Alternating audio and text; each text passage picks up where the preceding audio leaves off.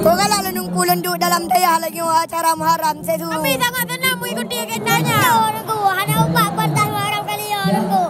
Pentas dia je emang apui sama.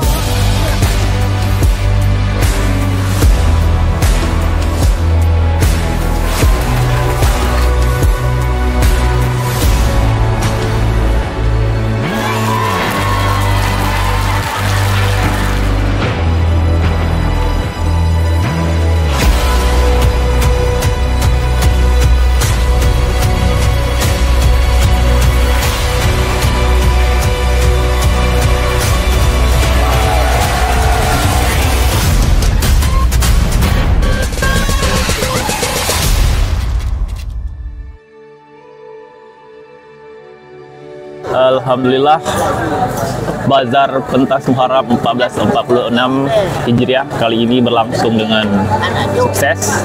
Sebuah terobosan baru dari PHBI Dayah Mudi Masjid Raya Samalanga yang belum pernah diadakan sebelumnya.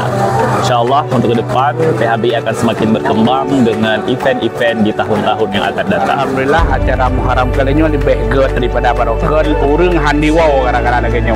Karena di bazar pokoknya peng beliau.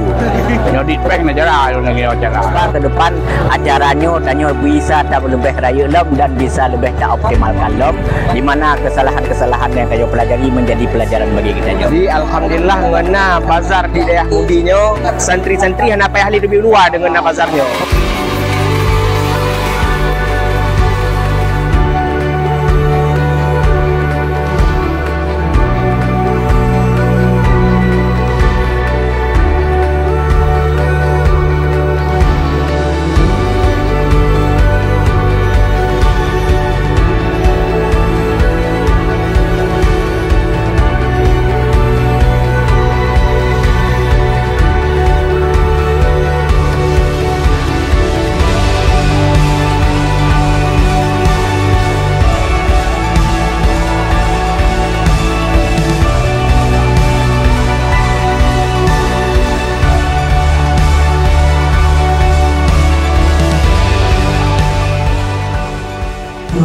Alhamdulillah, acara Muharram pada dunia sangat megah kerana didukung oleh panggung yang besar dan bazar yang meriah.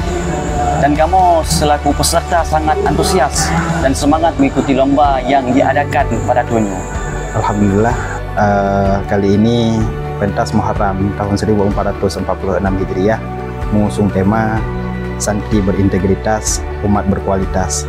Acara ini dipenuhi dengan berbagai macam cabang perlombaan yang beraneka ragam, juga dihiasi dengan pentas utama yang sangat megah dan acara yang sangat semarak, hingga membuat para santri dan para peserta yang mengikuti berbagai macam lomba yang dilombakan pada pentas ini begitu antusias mengikuti acara ini.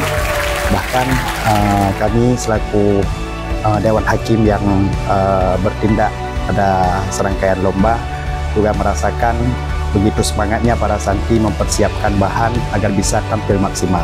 Ini dapat memberi dampak positif terhadap para santri untuk meningkatkan semangat belajar demi mencapai cita-cita yang mulia. Demikian. Assalamualaikum warahmatullahi wabarakatuh. Alhamdulillah, di balik kelancaran acara pentas Muharram 1446 Hijriah, Itu semua tidak terlepas dari doa abu, juga antusias dan kekompakan para tim PHBI Mudi Masjid Raya Samalanga. saya selaku Ketua PHBI mengucapkan terima kasih.